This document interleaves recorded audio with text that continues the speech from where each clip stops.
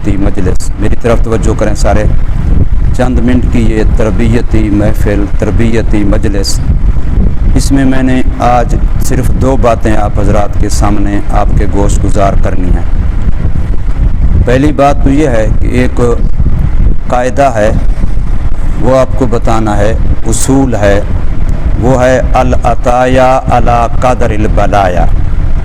اللہ پاک بندے کو کتنا عطا کرتے ہیں؟ جتنا بندہ اللہ تبارک و تعالی کی طرف سے آئی ہوئی آزمائش اور امتحان میں پورا اترتا ہے، اتنا اللہ تبارک و تعالی اس کو زیادہ عطا کرتے ہیں۔ اسے کہتے ہیں العطایا علی قدر البلایا، کہ اللہ کی طرف سے عطا کتنا ہوتی ہے؟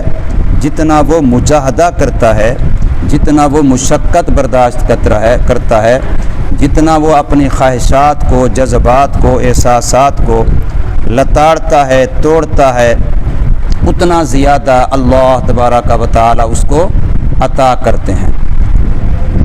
اور میں اس کے لیے مثال دیا کرتا ہوں، طالب علموں کے لیے مجاہدہ ہوتا ہے کہ چھٹی کا دن ہو پھر بھی کوئی دین کا جو ان کا تعلیمی معمولات میں سے ہیں وہ نہ چھوٹے۔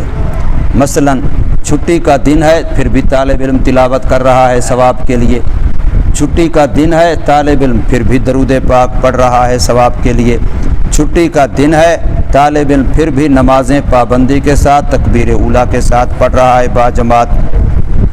یہ طالب علم کے لیے بڑا مجاہدہ ہے، اور اس مجاہدے پر اللہ تبارک و تعالی اس کو بہت زیادہ عطا کرتے ہیں۔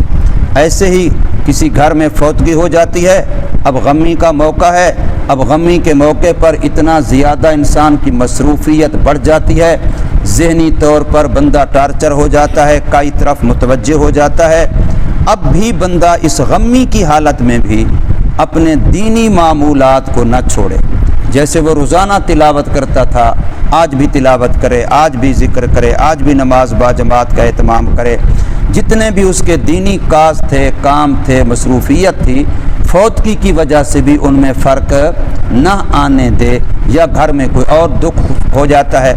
اسی طریقے سے خوشی کی وجہ سے بسا اوقات انسان بہت ساری مصروفیات اور بہت سارا ذہن، دل، دماغ اور طرف متوجہ ہو جاتا ہے، مصروف ہو جاتا ہے، تو خوشی کی وجہ سے انسان اگر دینی معمولات کو نہ چھوڑے، ان میں فرق نہ آنے دے اور اپنے آپ کو ان معمولات کی ادائیگی پر پابند رکھے، تو یہ بھی بڑا مجاہدہ ہے۔ تو اس لیے فرمایا العطایا علی قدر البلایا، کہ جتنا بندہ محنت، مشقت، مجاہدہ، خلاف طبیعت، اپنی خواہشات کے خلاف کرتا ہے، اللہ تبارک و تعالی اس کو اتنا زیادہ عطا فرماتے ہیں۔ اور دوسری بات جو میرے ذہن میں تھی آج گزارش کرنے کی، وہ یہ کہ ایک ہوتا ہے مالک، ایک ہوتا ہے ملازم، ایک ہوتا ہے مالک اور ایک ہوتا ہے ملازم۔ مالک حساب لینے والا ہوتا ہے اور ملازم حساب دینے والا ہوتا ہے، چاہے وہ حساب روزانہ ہو، چاہے وہ حساب مہینے کے بعد ہو، چاہے وہ حساب سال کے بعد ہو، ملازم نے حساب دینا ہوتا ہے اور مالک نے حساب لینا ہوتا ہے۔ تو ہمیں چاہیے کہ ہم کیا بنیں؟ مالک بنیں، ملازم نہ بنیں۔ کیا مطلب؟ ہم حساب لینے والے بنیں، حساب دینے والے نہ بنیں۔ اور بندہ حساب لینے والا کیسے بنتا ہے اور حساب دینے والا کیسے نہیں بنتا؟ اس کا طریقہ یہ ہے کہ جب ہم ہر کام اللہ کے لیے کریں گے تو ہر کام پر ہم اللہ سے حساب لینے والے بن جائیں گے، اور جب ہم کام دنیا کے لیے کریں گے تو اب ہم اللہ کو حساب دینے والے بن جائیں گے۔ ایک بندے نے 1 لاکھ روپیہ خرچ کیا اللہ کی رضا کے لیے، تو اب کیا ہوگا؟ اللہ سے اس کا بدلہ حساب ثواب لینے والا بنے گا۔ اور اگر بندے نے 1 لاکھ روپیہ خرچ کیا دنیا پر، تو اب کیا ہوگا؟ اب اللہ کو قیامت کے دن اس نے حساب دینا ہوگا۔ آگی بات سمجھ؟ تو اب مالک بننا چاہیے، حساب لینے والا بننا چاہیے، ملازم نہیں بننا چاہیے کہ حساب دینے والا ہو۔ حضرت عثمان غنی رضی اللہ عنہ کے بارے میں آتا ہے کہ وہ اللہ کے راستے میں بے حساب خرچ کرتے تھے۔ کیوں؟ فرماتے تھے کہ اس کا حساب میں نے اللہ سے لینا ہے، اس لیے میں اس میں حساب نہیں کرتا۔ لیکن اپنے دنیا کے کام کاج میں، ضرورتوں میں بڑا پھونک پھونک کے خرچ کرتے تھے، سوچ سوچ کے خرچ کرتے تھے، احتیاط سے خرچ کرتے تھے۔ کیوں؟ کہتے ہیں اس کا حساب میں نے اللہ کو دینا ہے۔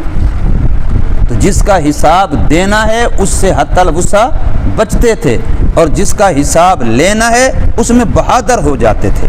تو اس لیے جو کام بھی ہم اللہ کی رضا کے لیے کریں گے اس کا حساب ہم نے اللہ سے لینا ہوگا، اور جو کام ہم دنیا کے لیے کریں گے اس کا حساب ہم نے اللہ کو دینا ہوگا، چاہے وہ ہم اپنا وقت خرچ کریں، اپنی صلاحیتیں خرچ کریں، اپنا مال خرچ کریں۔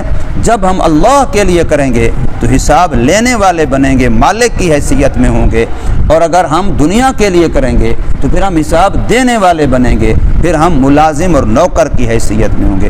بھلا کسی سے اگر کوئی پوچھے کہ یار تو مالک بننا چاہتا ہے یا نوکر ملازم بننا چاہتا ہے، تو ہر بندہ کیا جواب دے گا کہ میں مالک بننا چاہتا ہوں، میں کیوں ملازم بنوں، میں کیوں نوکر بنوں، جب میرے لیے مالک بننے کا چانس بھی موجود ہے، پھر میں ملازم نوکر کیوں بنوں۔ لیکن ہم دیکھتے یہ ہیں، ہماری کم عقلی یہ ہے کہ دنیا میں ہم کیا کرتے ہیں، دنیا پر زیادہ اپنا وقت خرچ کرتے ہیں، اپنی صلاحیتیں خرچ کرتے ہیں، اپنا مال خرچ کرتے ہیں، حالانکہ یہ کام ملازم کا ہے، اس کا حساب ہم نے دینا ہے۔ اگر ہم یہی ساری چیزیں اللہ کے لیے کرنے والے بن جائیں تو اب ہم کیا بن جائیں گے، مالک بن جائیں گے، کل حساب لینے والوں میں ہوں گے۔ اللہ تبارک و تعالی ہمیں عمل کی